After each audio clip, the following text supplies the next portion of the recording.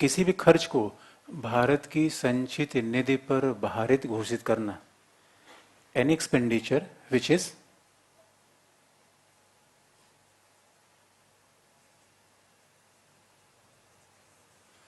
Charged on consolidated fund of India.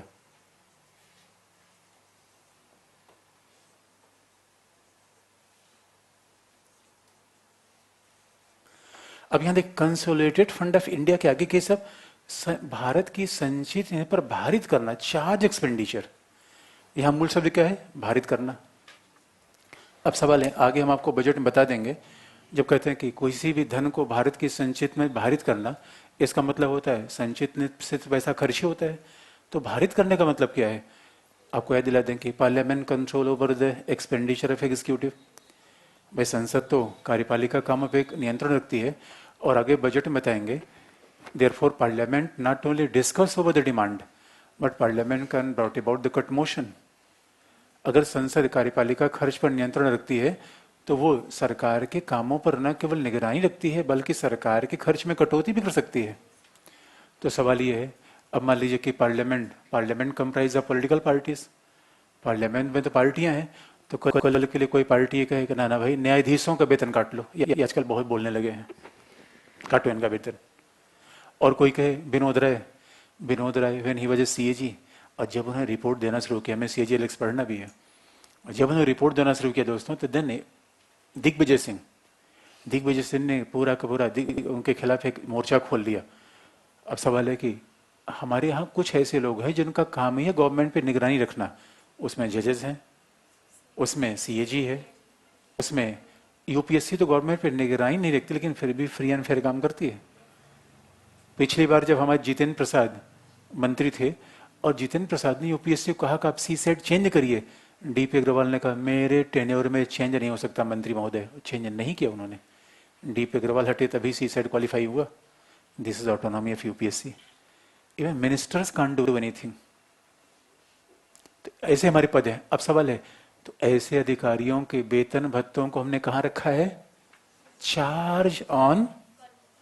क्यों? Charge का मतलब क्या है? जिस पर पार्लियामेंट कटौती प्रस्ताव नहीं ला सकती। और आप जानते हैं जब वेतन भत्ते में पार्लियामेंट कटौती नहीं ला सकती, बाकी किसी कटौती करने की शक्ति है ही नहीं है।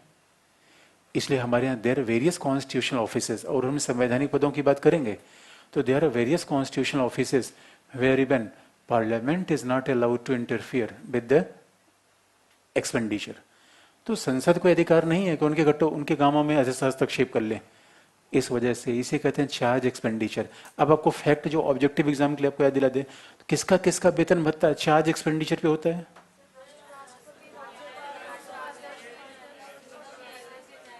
तो आपको बता दें, इलेक्शन कमीशन ऑफ इंडिया का फिलहाल नहीं है, इलेक्शन कमीशन ऑफ इंडिया का नहीं है, बाकी सीएजी का है, न्यायाधीश का है, president, vice president, speaker of Lok Sabha, chairperson of vice president का मतलब chairperson of Rajya Sabha, deputy chairperson of Lok Sabha and deputy chairperson of Rajya Sabha.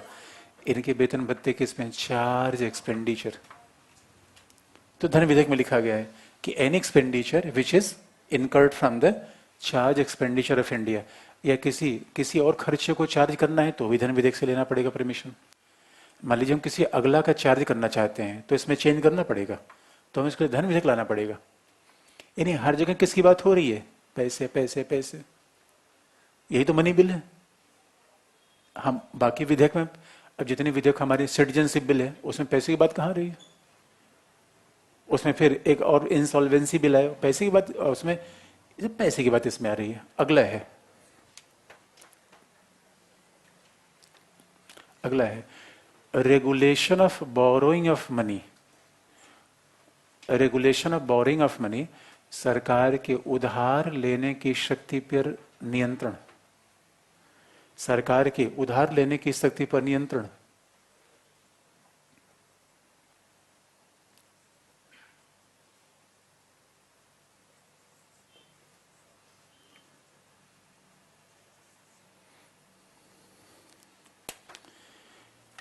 सरकार की उधार की शक्ति पर नियंत्रण और आपने देखा होगा राफेल में एक मामला बार बार आ रहा था, government of India will not give guarantee और गिव गारंटी। राफेल में गवर्नमेंट ऑफ इंडिया ने गारंटी दिया है, नहीं दिया है? तो याद रखिए, आप इकोनॉमी में सर से पूछे गारंटी का मतलब क्या होता है, लेकिन ये मामला है कि government of India can give guarantee, guarantee given by government of India. और गारंटी का मतलब ये होता है, बात सिंपल सी है। गारंटी का सिंपल मतलब आपको बता दें, जैसे आप देखते हैं कि कई बार हम लोन लेते हैं तो वी नीड ए गारंटर, कि अगर लोन हम ना चुका पाए तो भाई हमारे पक्ष में गारंटी कौन देगा। और कई बार तो बैंक अकाउंट आप खोलते हैं तो you need a guarantor. Similarly अगर किसी समझौते को गवर्नमेंट ऑफ इंडिया गारंटी दे रही है, इसका मतलब in case of failure government of India is bound to repay the money. ये धन विधेयक की बात, इतनी पॉइंट कहे गए हैं, अब याद हो जाएगा आपको। उधार की बात है पैसा, चार्ज एक्सपेंडिचर पैसा, उसके बाद 3 फंड है, कंसोलिडेटेड, कंटेंजेंसी और पहले में 1 है, दूसरे में 2 है, तीसरे में एक ही हर जगह है, बाकी एक चेंज हो रहा है। तो शब्दों को ध्यान में रखिए, वैसे पूरी बात याद करने की कोशिश करेंगे, नहीं याद होगा, लेकिन लास्ट में बात लिखी गई है। लास्ट, इसके अलावा लास्ट में क्या लिखा गया, और पिछले बार पीटी का ऑप्शन क्या था कि money bill only related to imposition of taxes. कैसे ओनली हो सकता है? मनी बिल में जब इतनी बातें हैं, how it can be only. और ये बात हैरान के करके देखेंगे, बहुत सारे लोगों ने इतना सिंपल सवाल गलत कर दिया था। क्यों? क्योंकि सिंपल चीजें पढ़ते ही नहीं। हम तो खतरों खिलाड़ी हैं दोस्तों। क्या? किसके आंसर में? कौन सही बता रहा है? नोट्स में? अच्छा, यूपीएससी में तो नहीं कर रही हो? यूपीएससी का आंसर देखा है? अरे हम नोट्स की बात नहीं कर रहा हूं, यूपीएससी क्वेश्चन दे रहे हैं सर। क्या कर रहा है?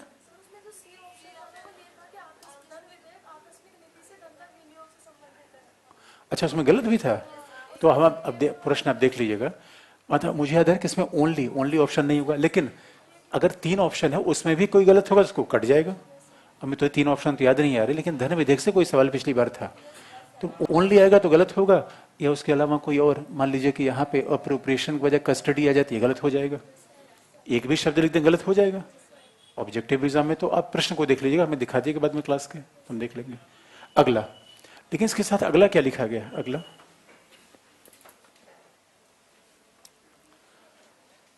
अगला क्या लिखा गया है? अनुच्छेद 110 में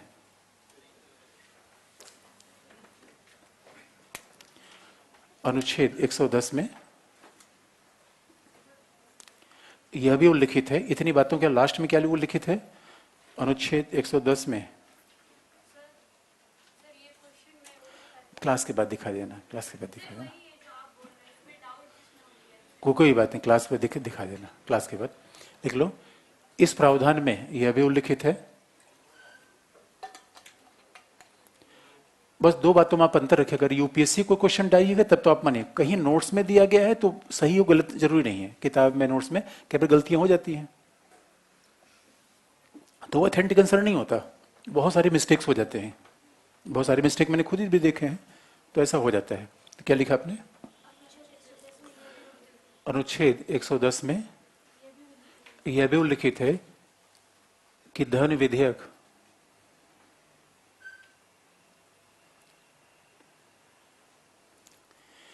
इनसे संबंधित किसी विषय के लिए,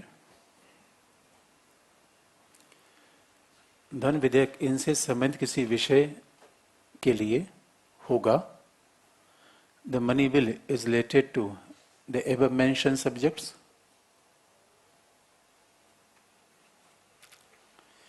इनसे संबंधित किसी विषय के लिए होगा, परंतु इस संबंध में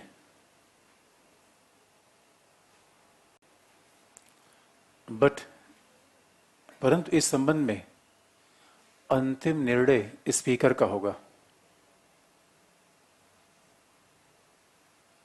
but the final decision in that context will be of speaker.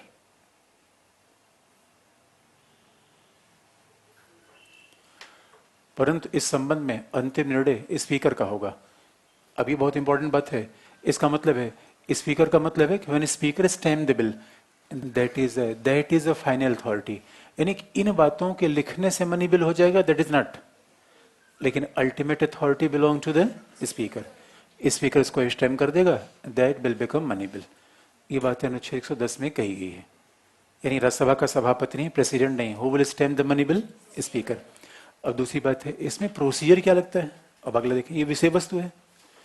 अब मनी बिल पारित करने का प्रोसीजर क्या है, जरा प्रक्रिया देख ले। क्या क्या फर्स्ट पॉइंट भाई? Imposition of tax, alteration, abolition, कोई भी प्रस्ताव, अभी बजट बता देंगे, बजट में होता है कि नहीं टैक्स लगाना, टैक्स हटाना।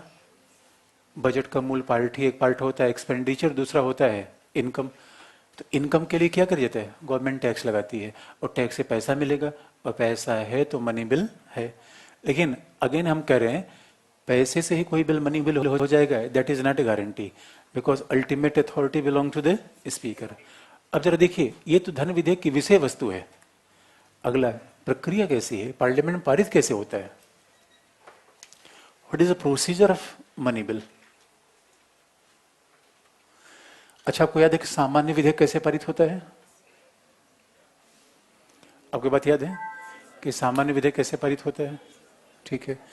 अब जरा देखिए, धन विधेयक कैसे पारित होगा, प्रोसीजर इसका कैसा है? इसका प्रोसीजर कैसा है? पहला, the previous consent of president is important before the, यानी पहला होता है इसे केवल लोकसभा में ही लाया जा सकता। पहला, that must be introduced in Lok Sabha first. धन विधेयक पहले कहां लाया जाएगा? लोकसभा में। पहली प्रक्रिया यह है कि money bill can only be introduced in Lok Sabha. वहां अब बहुत विशुद्ध भाषा में कहें, धन विधेयक पहले लोकसभा में ही पूरा स्थापित किया जाएगा। इंट्रोडक्शन का विशुद्ध हिंदी नाम क्या? पूरा स्थापित, प्रवेश।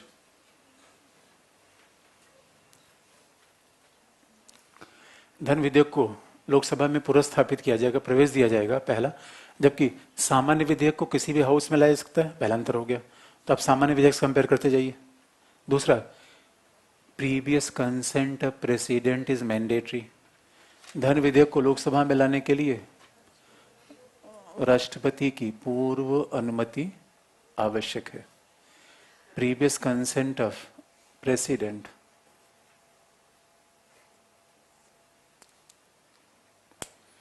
Is necessary.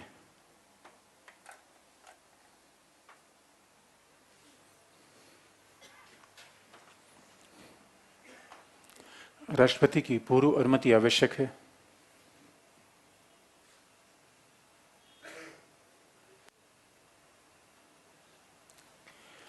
Previous consent of the president is necessary. तीसरा,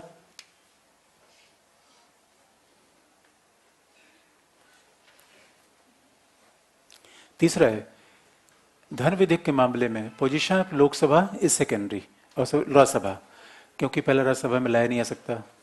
और दूसरा ये है कि Rajya Sabha only block the money bill for 14 days, और 14 डेज के बाद अगर ये नहीं पारित करती तो that deem to be passed by the both houses. 14 दिन के बाद ये दोनों सदनों से पारित मान लिया जाएगा।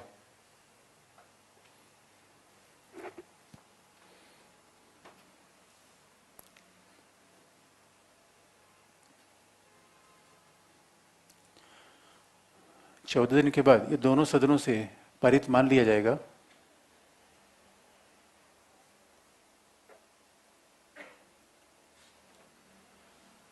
इसका मतलब क्या हो गया? इसका मतलब है इसमें डेडलॉक नहीं हो सकता। मैंने डेडलॉक के बारे में बताया था कि नहीं आपको?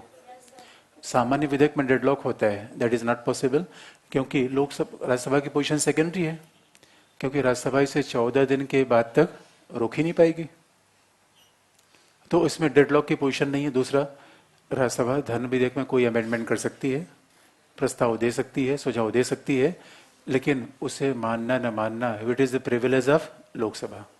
इसलिए धन विधेयक में there is no provision of joint session, संयुक्त बैठक नहीं हो सकती। There is no provision of deadlock, deadlock नहीं हो सकता। इसलिए धन विधेयक की प्रोसीजर देखी जाए और लास्ट में जब ये पारित हो जाएगा तो प्रेसिडेंट प्रेसिडेंट अनुमत देगा या रिजेक्ट कर देगा, लेकिन अनुमत देगा या रिजेक्ट कर देगा, लेकिन प्रेसिडेंट उसे पुनर्विचार के लिए वापस नहीं भेज सकता। सामान्य विधेयकों को भेज सकता है, president can't send it back.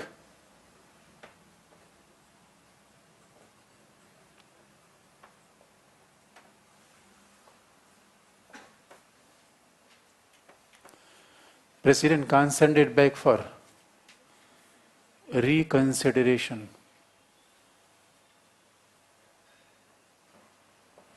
इसे पुनर्विचार के लिए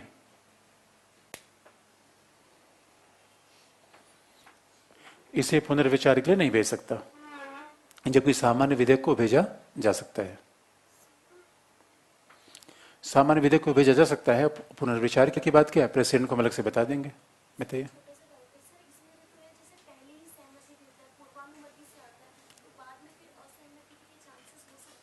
नहीं हो सकते, फिर भी जो प्रोविजन है हमने बता दिया आपको। असहमत का सवाल हो ही नहीं सकता। राष्ट्रपति तो मंत्रिपरिषद के हिसाब से ही काम करता है, राष्ट्रपति मंत्रिपरिषद के हिसाब से काम करता है। और अभी अब देखेंगे, अभी अभी जरा सोच के देखिए, अभी तो केयरटेकर गवर्नमेंट है, तो केयरटेकर गवर्नमेंट के दौरान क्या राष्ट्रपति कोई बात माना कर सकता है? नहीं, क्योंकि एक मामला आया था शमशेर सिंह के, उसमें एक बात कही गई कि इवन केयरटेकर गवर्नमेंट के लिए भी president is suppose to act and according to advice of council of minister. जो काम चलाऊ सरकार होगी उसमें भी राष्ट्रपति मंत्रिपरिषद की सलाह सहायता से काम करेगा। तो अब देखिए, ये इसका प्रोसीजर है। धन विधेयक की बात हो गई, तो ये सामान्य विधेयक से अलग हो गया कि नहीं? एक बात सामान्य जो है, सामान्य विधेयक के जैसी है, ये भी सिंपल मेजोरिटी से पारित होता है, सामान्य विधेयक भी सिंपल मेजोरिटी से पारित होता है। एक बात समान है, धन विधेयक को पारित करने के लिए दोनों सदन में सिंपल मेजोरिटी चाहिए, बाकी चीजें अलग अलग हैं।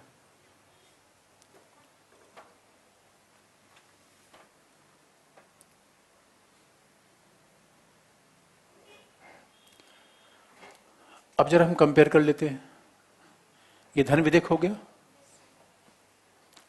अब जरा हम कंपेयर कर ले, इसको हटा दें। अब जरा हम वित्त विधेयक से इसको कंपेयर कर ले, फाइनेंशियल बिल से।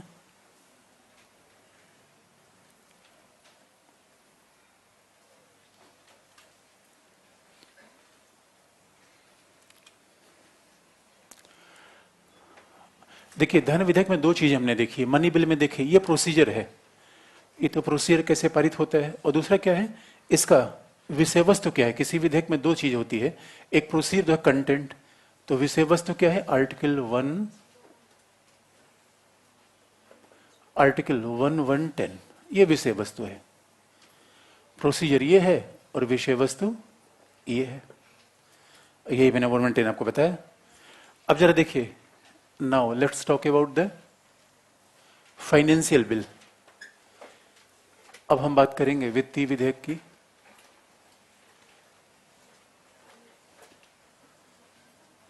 फाइनेंशियल बिल, जो बात ध्यान में रखने की है, इट्स नॉट फाइनेंस। कई बार हिंदी में प्रॉब्लम होती है, फाइनेंस का अनुवाद वित्त विधेयक कर लिया जाता है और फाइनेंशियल का भी, लेकिन financial bill is separate and finance bill is separate. It's not finance, it is a financial bill. इसका हिंदी वित्तीय विधेयक। सॉरी,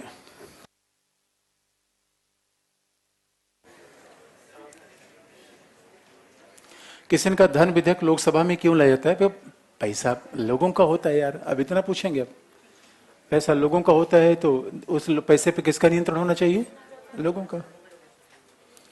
अब दूसरा देखिए, फाइनेंस बिल। फाइनेंशियल बिल की दो कैटेगरी है, कैटेगरी ए, कैटेगरी ए। अब कैटेगरी ए का कंटेंट क्या है, विषय वस्तु क्या है? कैटेगरी ए की कंटेंट ये है कि मनी बिल आर्टिकल 110 की विषय रहेगा, प्लस एनी अदर सब्जेक्ट। आपको याद है, धन विधेयक में एनी अदर सब्जेक्ट नहीं आता, अब अदर सब्जेक्ट का मतलब है वेलफेयर स्टेट का मामला हो, एडमिनिस्ट्रेटिव मामला हो, सोशल जस्टिस का मामला हो, तो यहाँ पे देखिए कंटेंट अलग हो जाएगा। इसलिए आधार अधिनियम के साथ 110 का मामला था ही, उसके अलावा और भी चीजें थी। तो फाइनेंशियल बिल का एक कैटेगरी है, आधा मामला धन विधेयक का होगा और आधा सामान्य विधेयक का। अदर मामले का मतलब क्या है? General bill, ordinary bill. ये बात स्पष्ट है। इसका मतलब क्या है? वित्तीय विधेयक क्या है? कॉकटेल, आधा भाग धन विधेयक का और आधा भाग ऑर्डिनरी बिल का, सामान्य भाग का। अब दूसरा, इसकी प्रक्रिया क्या है? प्रोसीजर।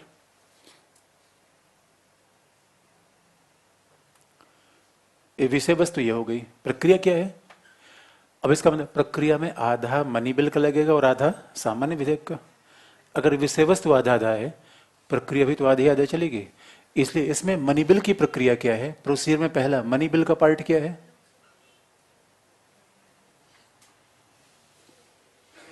मनी बिल का पार्ट क्या? पहला लोकसभा में ही प्रस्तुत किया जाएगा। It can be introduced in Lok Sabha only, पहला। ये तो मनी बिल की विशेषता है। दूसरा, ये लोकसभा में ही प्रस्तुत किया जाएगा। It can be only introduced in Lok Sabha. बंद करना है, इसे केवल लोकसभा में ही प्रस्तुत किया जाएगा।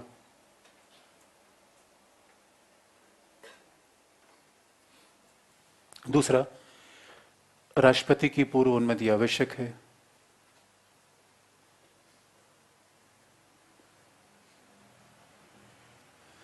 Previous consent of president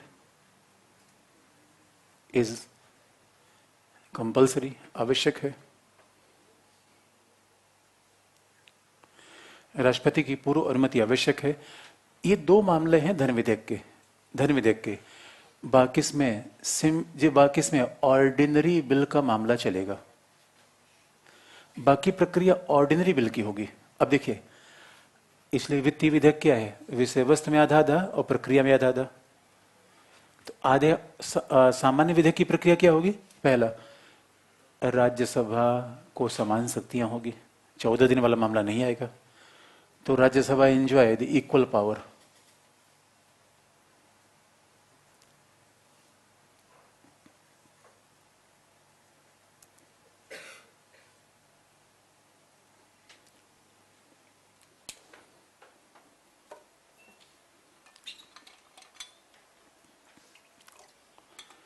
Rajya Sabha enjoy the equal powers.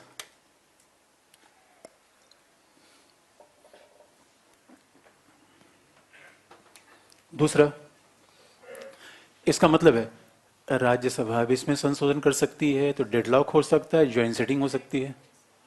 इसलिए इसमें डेडलॉक हो सकता है, गतिरोध संभव है, और इसमें ज्वाइंट सिटिंग भी संभव है। इसमें संयुक्त बैठक भी संभव है। जब राज्यसभा की समान शक्तियां हो गई, फिर तो सामान्य विधेयक की जो प्रक्रिया आप अपना लीजिए।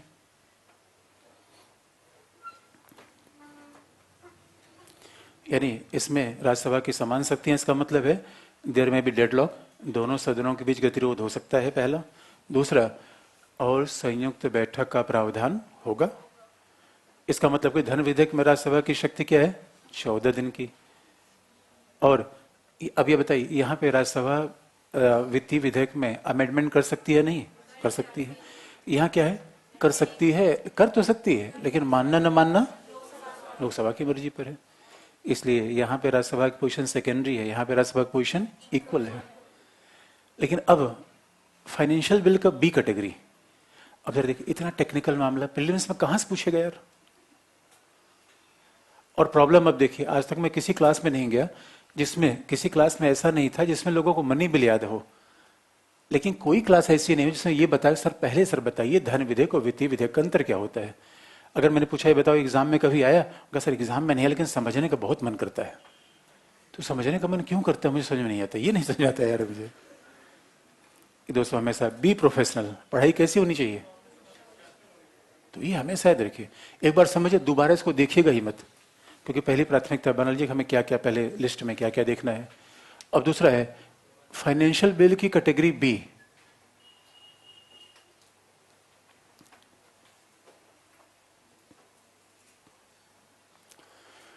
फाइनेंशियल बिल कैटेगरी बी, इसमें भी दो है।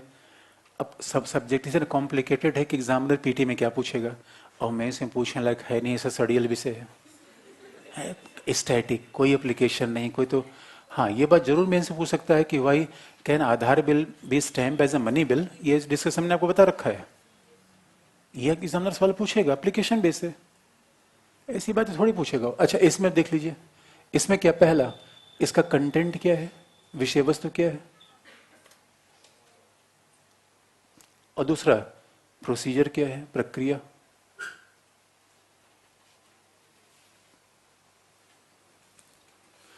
अब कंटेंट क्या है, इसमें केवल बात लिखी गई है कि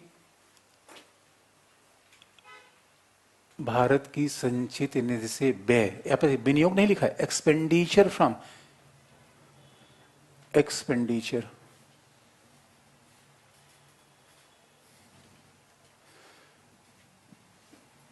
expenditure from consolidated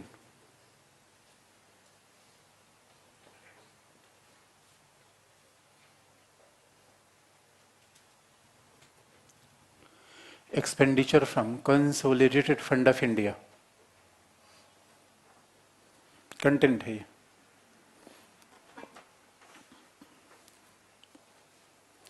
इसका मतलब है, अभी क्योंकि इसका मतलब धन विधेयक से मिलता जुलता विषय तो है, एग्जैक्टली वही नहीं है, जबकि आप देखेंगे एक विषय धन विधेयक का होना चाहिए, लेकिन यहाँ क्या है, कुछ ऐसा मिलता है धन विधेयक से मिलता जुलता है, तो विनियोग के बजाय केवल एक शब्द का चेंज कर दिया है, एक्सपेंडिचर। अब विनियोग तो अलग, बिलों का मैं निकालना, एक्सपेंडिचर का मतलब खर्च होना, शब्दों का अंतर ही तो महत्वपूर्ण हो जाता है। अदरवाइज आप कहते हैं भाई ये तो 110 का मामला हो जाता। इसका मतलब है वित्तीय विधेयक के सेकंड कैटेगरी में 110 से संबंधित कोई मामला नहीं है। अब 110 से संबंधित मामला नहीं तो ऑर्डिनरी बिल है, सीधी सी बात है, ऑर्डिनरी बिल है। अब 110 से संबंधित मामला नहीं होगा तो ऑर्डिनरी बिल होगा, इसलिए 110 से मिलता जुलता शब्द है, तो इसका मूल क्या है, एक्सपेंडिचर। जबकि कंसोलिडेटेड फंड इंडिया में क्या लिखा गया है, विनियोग, एप्रोप्रिएशन। अब देखिए प्रोसीजर क्या है, यहाँ पे एक ऐसी बात है जो मनी बिल से मिलती जुलती है, मिलती जुलती है प्रोसीजर में, वो भी हम नहीं कहेंगे एग्जैक्टली वैसी है। तो मनी बिल से एक बात मिलती जुलती क्या है प्रोसीजर में, देखें प्रक्रिया में एक बात मिलती, वो पहला, इस पर विचार करने के लिए, याद रखिए प्रस्तुत करने के लिए नहीं, शब्दों पर हमेशा खूब ध्यान दीजिए, विचार करने के लिए राष्ट्रपति अपना निर्देश देगा। इस पर विचार करने के लिए president will send his message, इस पर विचार किया जाए। इस पर विचार के लिए राष्ट्रपति अपना संदेश देगा। केवल एक बात थोड़ा सा लगता है कि president will give, president will request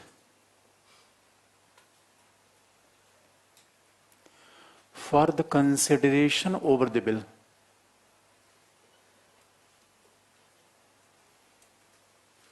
राष्ट्रपति इस पर विचार के लिए, राष्ट्रपति इस पर विचार के लिए एक बार आग्रह करेगा।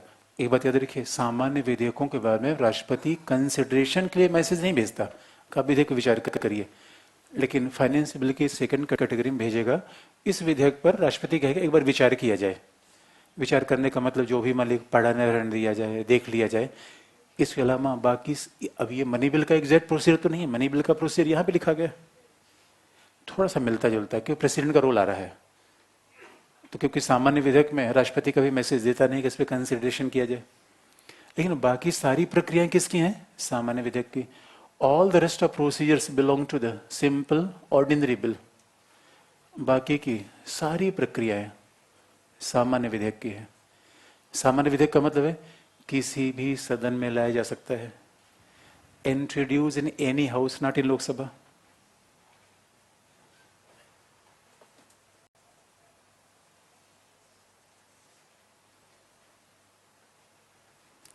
किसी भी सदन में लाया जा सकता है।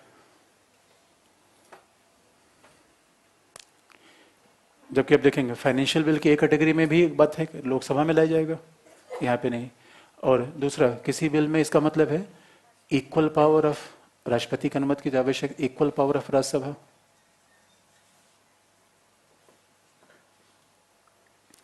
राज्यसभा की समान शक्ति है, इसका मतलब क्या होगा, इसमें गतिरोध हो सकता है और ज्वाइंट सिटिंग भी संभव है, और संयुक्त बैठक भी हो सकती है।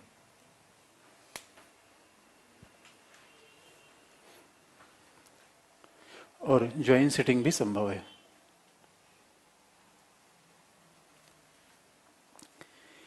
अब ये देखिए, ये धन विधेयक इधर हो गया और फाइनेंशियल बिल की दो कैटेगरी इधर हो गई। स्पष्ट है?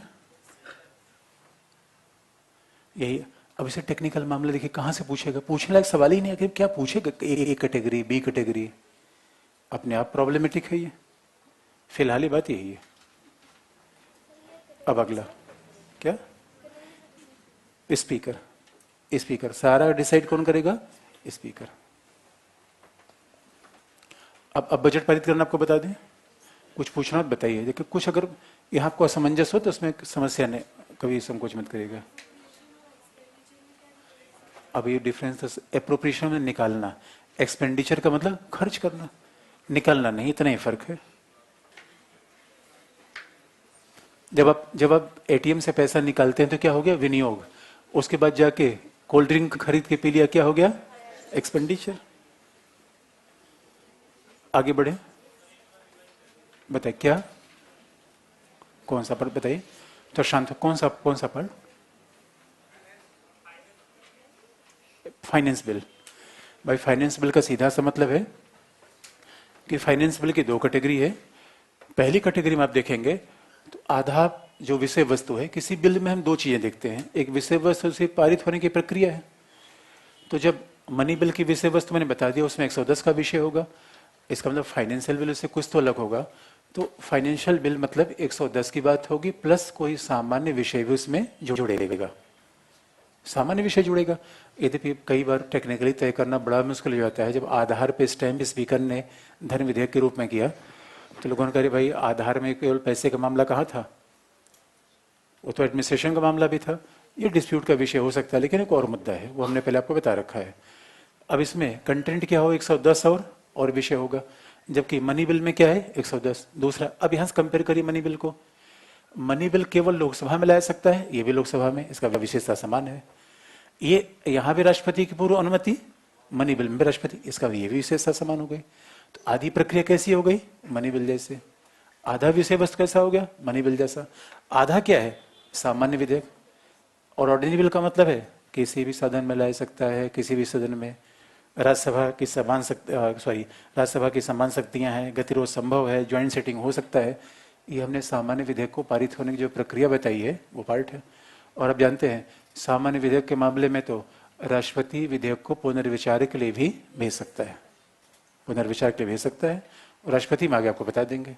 ये पहला कैटेगरी है। ये स्पष्ट हो गया आपको? अब देखिए, और कभी स्पष्ट ना हो तो आप एकदम निसंकोच रखिएगा। हम देखिए, हम कई बार कहते हैं कि जो चीज हम क्लास में बताएंगे कहीं भी मिस्टेक हो जाए तो उसमें कभी संकोच नहीं करना चाहिए। अब फाइनेंशियल बी कैटेगरी हमने मान लिया। बी कैटेगरी का जो विषय वस्तु है उसमें 110 से संबंधित कोई मामला है ही नहीं है, 110 से रिलेटेड कोई भी बात नहीं है। लेकिन खर्च का एक मामला है। अब खर्च की बात हो रही, समझ सकते पैसे का मामला ही रहा है, तो लोग कहते हैं फाइनेंशियल बिल से होगा। तो खर्च का मामला केवल एक बात आ रही है, पहला ये विषय वस्तु हो गया। अब दूसरा, अब खर्च का मामला आ रहा है, बाकी चीजें तो क्या है उसमें स्पेसिफाइड नहीं है। अब उसमें क्या है, जो प्रोसीजर क्या होगा, इसमें प्रोसीजर भी मनी बिल जैसा नहीं है। कि एक बात ऐसा है जो मनी बिल से मिलता जुलता है कि विधेयक पर विचार करने के लिए राष्ट्रपति निर्देश देगा, president bill request for consideration of bill. बाकी सब बातें बिल्कुल ऑर्डिनरी बिल जैसी हैं, सामान्य विधेयक जैसी है। अब इसलिए उससे कंपेयर करेंगे तो पूरी की पूरी प्रक्रिया अलग हो जाती है। तो हर चीज को धन विधेयक से जोड़ के देखिए, तब आपको समझ में आ जाएगा कि वित्तीय विधेयक की ए कैटेगरी और वित्तीय विधेयक की बी कैटेगरी। बताइए, अब कुछ आसानी हुई कि नहीं, कुछ मामला बना? दबाव में मत बोलिएगा। आधार तो मैंने लिखवा दिया आपको। आधार लिखवाया नहीं मैंने, कि हो तो होलोहान किस नहीं बताया मैंने। अरे यार, तो और क्या आधार में लिखवाएंगे? आधार में लिखवाएंगे? आधार सरकार ने इसलिए बनाया, आधार सरकार ने बनाया तो हमने कहा नहीं बनना चाहिए, तुम आंख का निशान क्यों ले रहे हो, ये सब लिखवाएंगे आधार में? जो कॉन्स्टिट्यूशनल पोजीशन तो मैंने तो लिखवा ही दिया कि हो तो होलोहान केस, स्पीकर के विशेषाधिकार, ये लिखवाया कि नहीं लिखवाया मैंने? वही तो है Aadhaar case. Issue is more important rather than Aadhaar में क्या हुआ।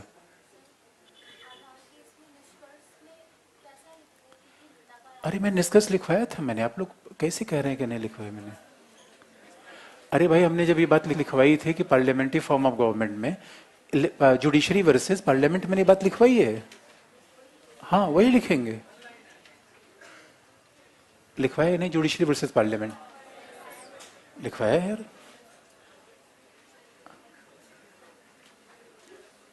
आगे बढ़े, मत कुछ पूछना, बताइए क्या करें। अब भाई सीधे से गवर्नमेंट का भी वही तो होगा, जो हमारा होगा गवर्नमेंट का होगा। विनियोग का मतलब भारत की संचित से पैसा निकालना। और याद रखिए, भारत की संचित से पैसे निकालने के लिए बिल लाना पड़ता है, विधेयक लाना पड़ेगा, परमिशन लेना पड़ेगा। खर्च करने के लिए संसद से परमिशन लेने की आवश्यकता नहीं पड़ती, सीधी सी बात है। अब भाई तब तो अंतर होगा ही नहीं यार, यही बात है ना कि अब आप अंगुली कर रहे हैं दोस्तों। अब देखिए, आपका क्वेश्चन अलग स्टेज पे पहुंच गया। अब यार अब बताओ, सरकार में ऐसे अलग किया जाता है, एक एक शब्द भी अंदर होता है, अदरवाइज संविधान इतना बड़ा लिखा ही नहीं जाता। अब जरा सोच, कस्टडी, कस्टडी, एप्रोप्रिएशन, रिसिट, ऐसे शब्द लिखने की क्या जरूरत थी? क्योंकि हम किसी भी शब्द पे कल जाके न्यायपालिका में चैलेंज न कर दें, असुविधा न पैदा कर दें, इससे हर बातों को स्पेसिफाई किया जाता है। अदरवाइज सामान्य व्यक्ति के हिसाब से देखेंगे फिर तो इतनी बड़ी कठिनाई की जरूरत ही नहीं थी। यही फर्क है। आगे बढ़े। अब देखिए बजट कैसे पारित होता है, अगला हेडिंग है। ये पार्लियामेंट का लास्ट टॉपिक है, उसके बाद हम आगे बढ़ेंगे फेडरल फॉर्म ऑफ गवर्नमेंट पे। फिर उसके बाद या प्रेसिडेंट को भी देख लें। हाँ, प्रेसिडेंट को देख के फिर फेडरल फॉर्म ऑफ गवर्नमेंट पे आएंगे। इसके बाद पार्लियामेंट के बाद प्रेसिडेंट आएंगे, फिर फेडरल फॉर्म ऑफ गवर्नमेंट। हटा दें इसको।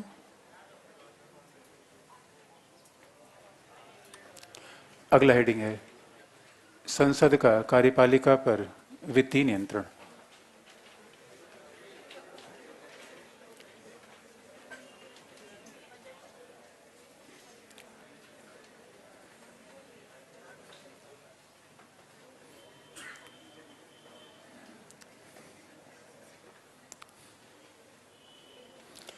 संसद का कार्यपालिका पर वित्तीय नियंत्रण, financial control of parliament over the executive.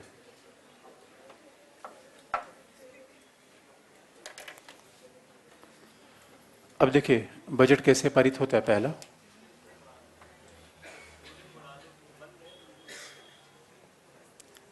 Passage of budget, पहला।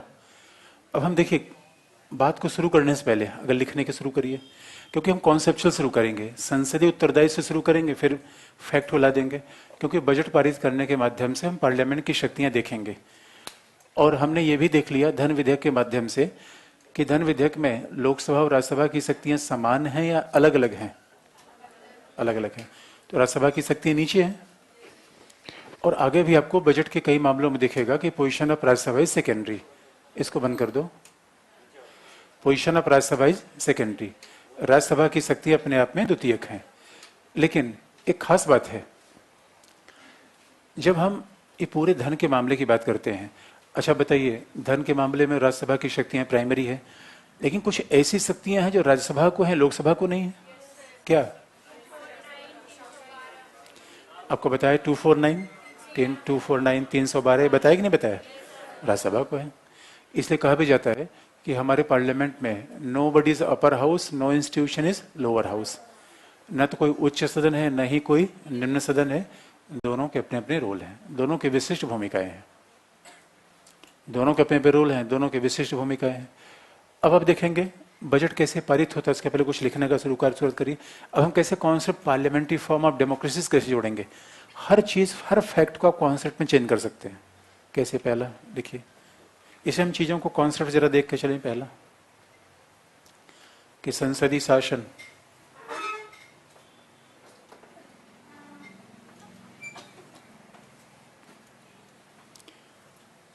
संसदीय शासन का मूल आधार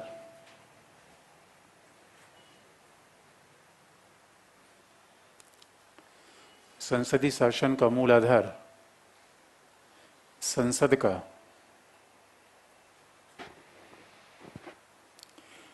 कार्यपालिका पर बनाया गया नियंत्रण है। The foundation of parliamentary form of government based on the principle of financial control of executive,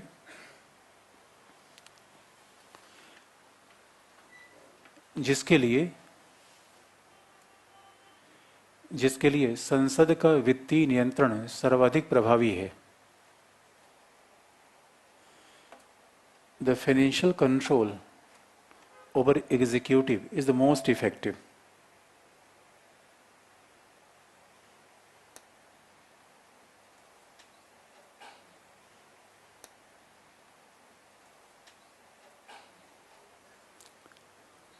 अब अच्छा, किसी ने एक बड़ा व्यवहारिक सवाल पूछा है कि दल बदल कानून में जब ये दल बदलना अवैध है तो ये विधायकों की घेराबंदी क्यों शुरू हो जाती है।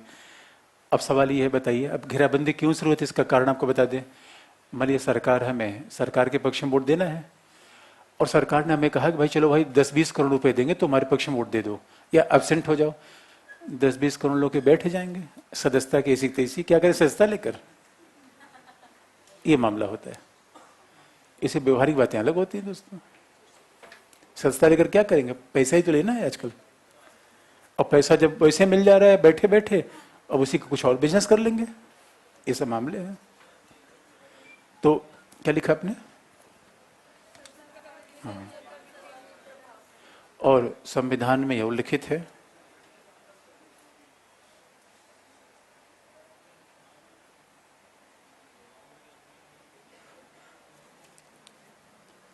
क्या लिखा आपने? संविधान में उल्लिखित है, it is mentioned in the constitution. संविधान में उल्लिखित है कि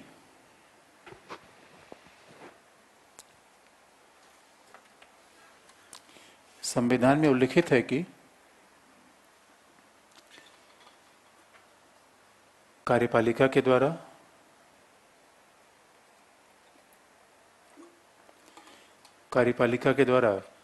भारत की संचित निधि से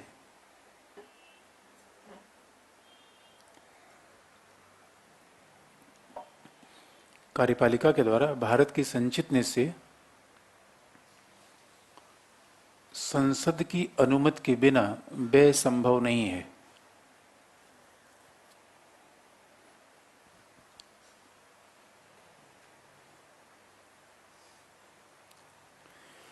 संसद की अनुमति के बिना व्यय संभव नहीं है, यानी पार्लियामेंट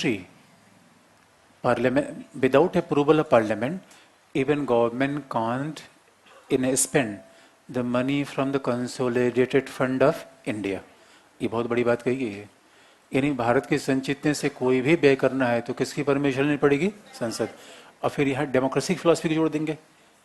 कोई भी बात आए तो अपने आप, कोई भी फैक्ट आए तो उसको तुरंत आप मेंस का क्वेश्चन बदल लेंगे, डेमोक्रेसी जोड़ देंगे, because democracy lies in power of people. और लोकतंत्र में पैसा किसका होता है? जनता का होता है, इसलिए संसद से परमिशन ली जाती है। अब आप देखेंगे, अब थोड़ा सा फैक्ट पर आ जाए। कॉन्सेप्ट हमने आपको एक बता दिया, फिर बीच में कॉन्सेप्ट पर आएंगे।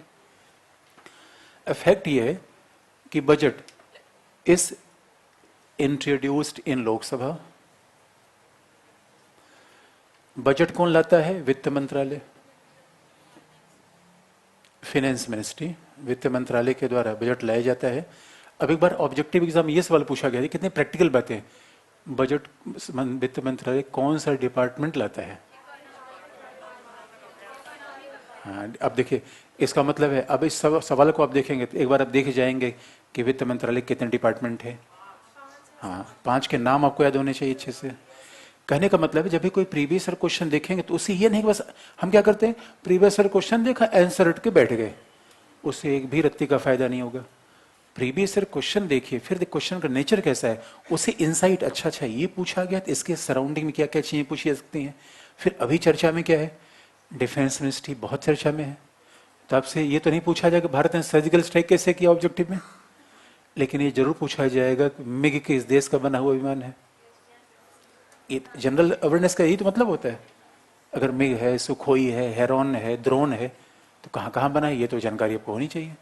डिफेंस मिनिस्ट्री कैसे काम करती है, जो मिनिस्ट्री बार बार चर्चा में आ रही है उसको जाके एक बार देख लिया। ये जीएस में हमेशा इस बात पे अलर्ट रहते हैं।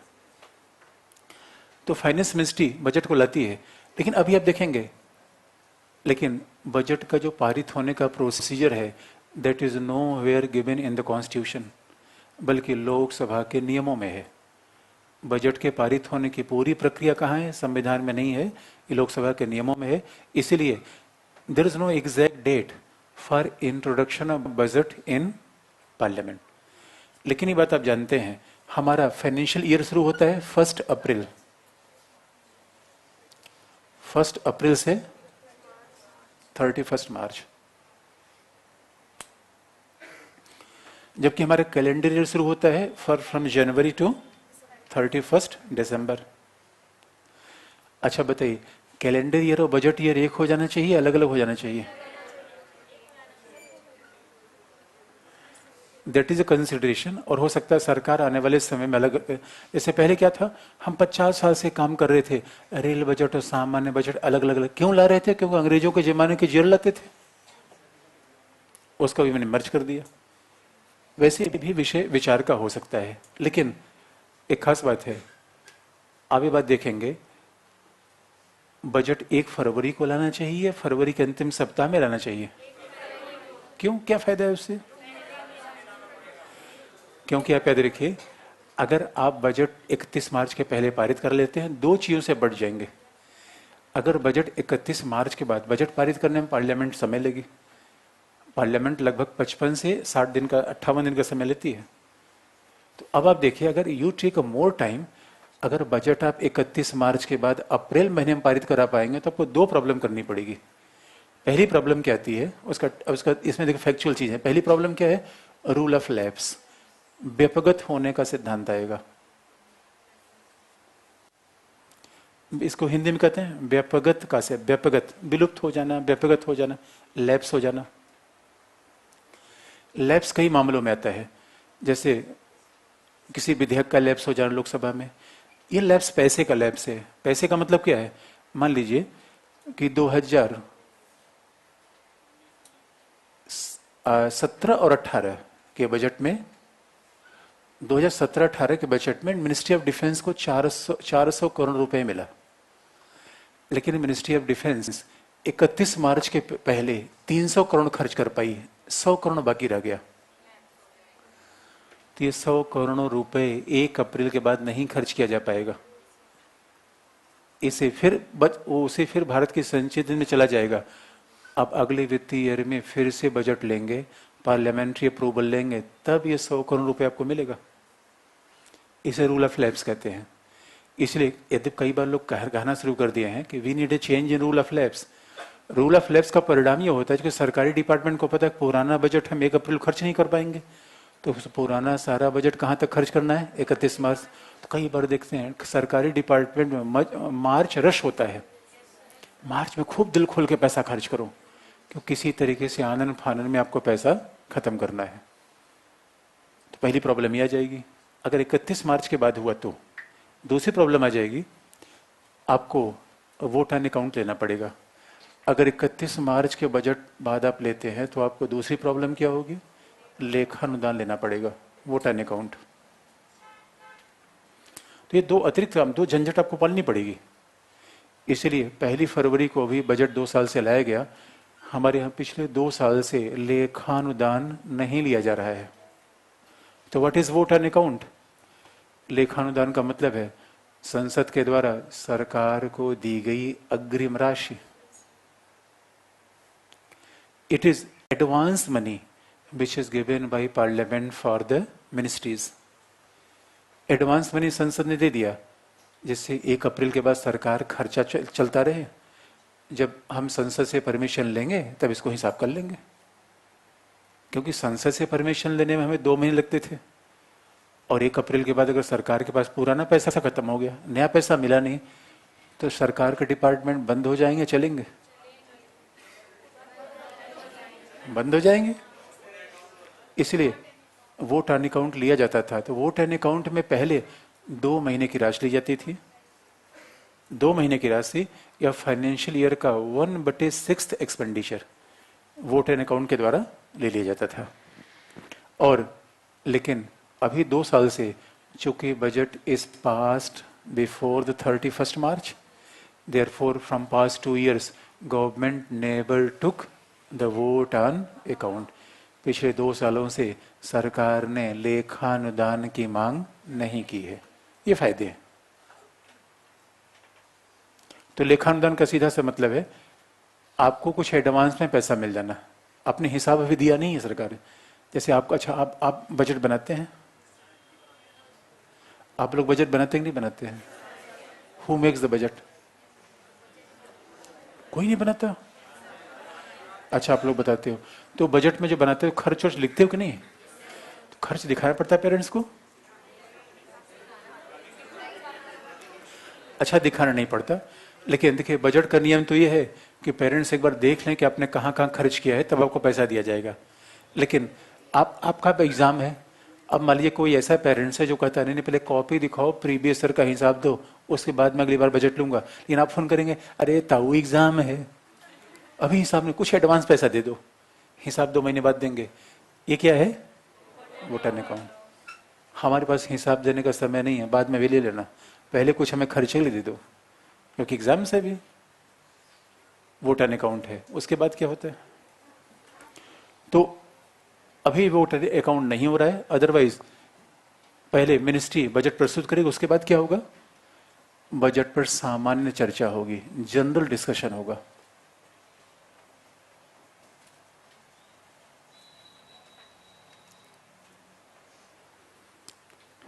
उसके बाद बजट पे सामान्य चर्चा होगी।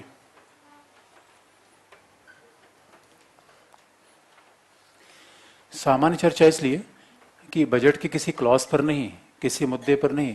और जनरल का मतलब होता है कि बस एक सामान्य बात कर दी जाए कि जो वित्त मंत्री, चूंकि बजट एक सीक्रेट डॉक्यूमेंट होता है, जैसे हमारे जो विधेयक लाया जाता है उसका तो कॉपी मेंबर ऑफ पार्लियामेंट के हाथ में पहले से है, वो पढ़ उड़ के आते हैं, और बजट अचानक जिस दिन लिया गया उसी दिन मेंबर ऑफ पार्लियामेंट के हाथ में आता है, तो बस मोटी मोटी बातें देख लेते हैं। बस ये सत्ता पक्ष लोग क्या कहेंगे, बजट, ये बजट अच्छे दिन लाएगा। विपक्षी लोग क्या कहेंगे, किसान विरोधी और मजदूर विरोधी। यही सामान्य डिस्कशन है। सामान्य डिस्कशन का मतलब किसी क्लॉज वगैरह पर चर्चा नहीं होगी, कोई क्लॉज नहीं, कोई प्रोविजन नहीं। और जनरल डिस्कशन के बाद सामान्यतः क्या होता था, वोट ऑन अकाउंट। लेकिन आजकल वोट अकाउंट नहीं लिया जा रहा है। लेकिन अगर वोट अकाउंट लिया जाता है तो क्या होता है, जनरल डिस्कशन के बाद क्या होता है, वोट ऑन अकाउंट।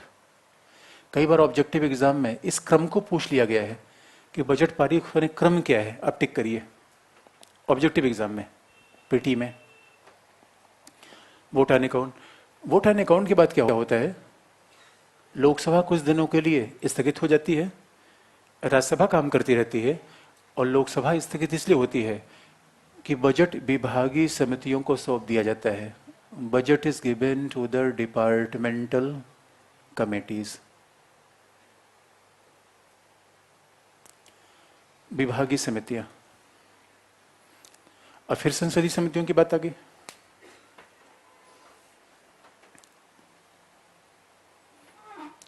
बजट विभागीय समितियों को सौंप दिया जाएगा।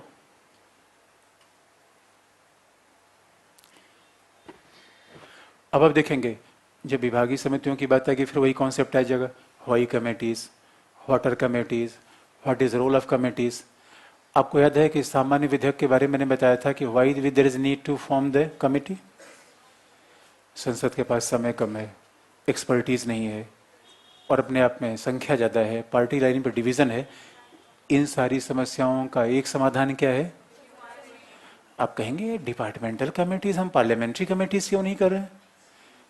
तो सवाल ये है, वाई वी से इट इज डिपार्टमेंटल कमेटी, यह है पार्लियामेंट्री कमेटी, बिकॉज संसदीय समितियां सांसदों से मिलकर बनी हुई है, ये डिपार्टमेंटल कमेटीज। तो आप डिपार्टमेंटल क्यों कहेंगे? क्योंकि ये सरकार के डिपार्टमेंट के कामों की जांच करती हैं, therefore it is known as a departmental committees. सरकार के डिपार्टमेंटल कामों की जांच करती है। तो अब देखिए, इसका मतलब है पहला, ये 1993 में पहली बार भारत में लाया गया। This is new innovation in Indian parliament.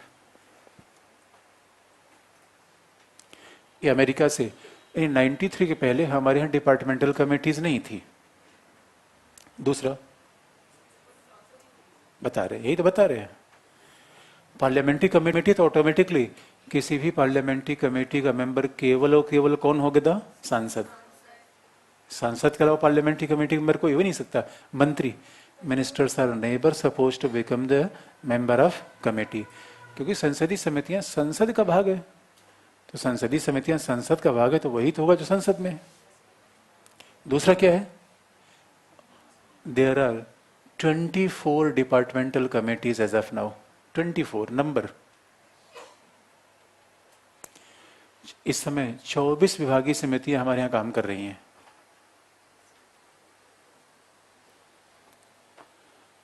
तो नंबर है 24, इस्टेब्लिशमेंट है। और अगला, अब जरा देखा जाए कि मेंबर कौन से होते हैं। इन 24 में प्रत्येक में the member of Lok Sabha is 21, the member of Rajya Sabha is 10, 21 plus 10 31। प्रत्येक संसदीय समितियों में 31 सदस्य होते हैं, 31, 21 प्लस 10। इसका मतलब है ये संयुक्त समिति है या ज्वाइंट कमेटी है? जहां भी दोनों सदनों के लोग मिलेंगे उसे हम क्या कहेंगे? Joint committee. अगला, इसका टेन्योर 1 वर्ष का होता है, कार्यकाल 1 वर्ष का होगा।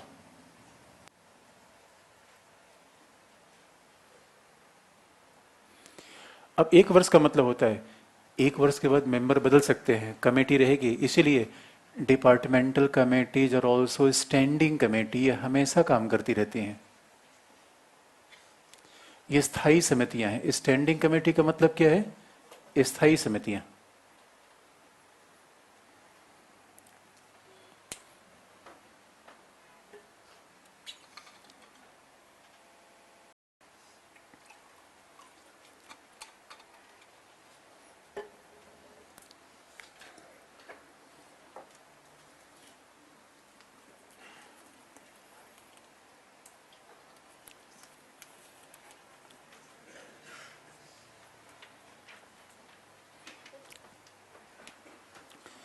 अब आप कहेंगे स्थायी है, फिर कार्यकाल 1 साल का है। हाँ, अच्छा बताइए, राष्ट्रपति का पद स्थायी है अस्थायी है? लेकिन कार्यकाल तो 5 ही वर्ष का है, इसीलिए 1 साल के बाद हो सकता है इसका कंपोजिशन बदल जाए। और ये बात तो आप जानते हैं, पार्लियामेंट्री कमेटी में जो भी मेंबर होता है वो हर दल का होता है। पहला, हर दल का मेंबर, कोई भी पार्लियामेंट्री कमेटी होगी तो हर दल का मेंबर होगा, लेकिन हर दल में सदन में उनकी संख्या के अनुपात में मेंबर्स को लिया जाएगा, इसलिए इनका मनोनयन होता है। और इसलिए कहा भी जाता है इनका चयन आनुपातिक प्रतिनिधित्व की प्रणाली से होता है। They are chosen from the method of proportionate representation, आनुपातिक प्रणाली से होगा। दूसरी बात, इसमें अब 24 है तो आखिर में संसदीय समितियां हैं तो इनका एडमिनिस्ट्रेटिव मामला भी तो बनेगा। अब की बैठकें कहाँ करेंगी? और आप जानते हैं संसदीय समितियां पूरी दुनिया घूमती रहती हैं।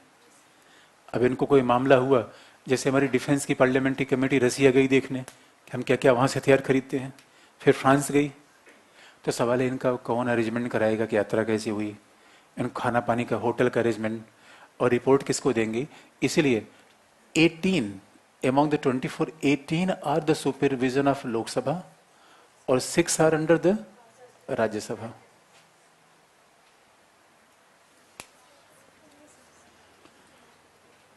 भाई 6 संसदीय समितियों पर नियंत्रण किसका होगा? राज्यसभा का। और 18 पे नियंत्रण का सीधा सा मतलब होता है इनका गठन कौन करेगा? लोकसभा या लोकसभा स्पीकर। इनकी सुविधाएं कौन देगा? लोकसभा स्पीकर। यात्राएं कौन देगा? लोकसभा स्पीकर। वेतन भत्ता लोकसभा स्पीकर। इनका राज्यसभा। यही नियंत्रण का मतलब है।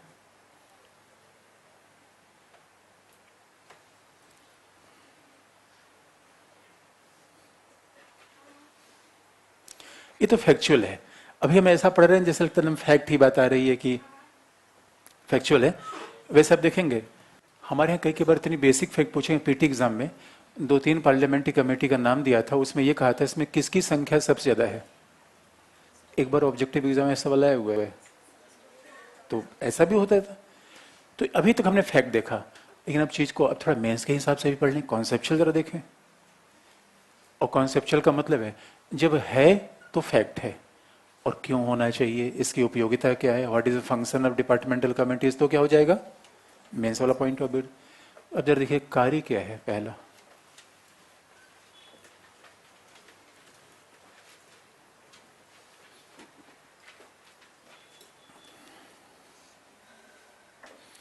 अब कार्य में फिर वही हम फिलॉसफी झोंकेंगे दोस्तों।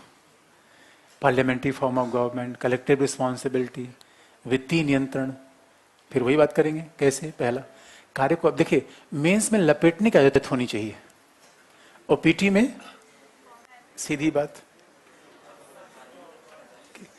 पीटी में सीधी बात करेंगे, मेंस में कोई भी चीज में सीधा नहीं करते, लपेटते हैं।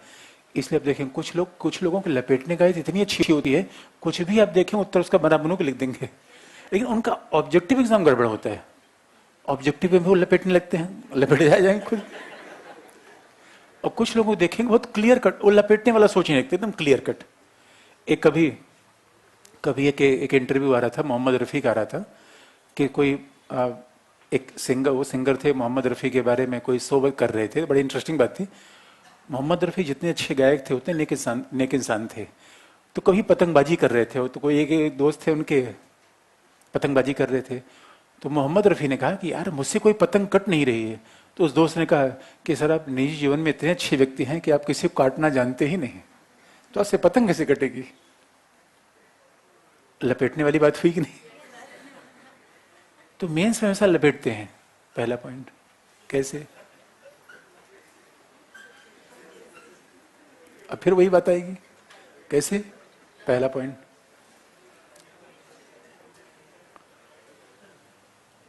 संसदीय समितियां, हाँ कुछ पूछना चाहते हैं?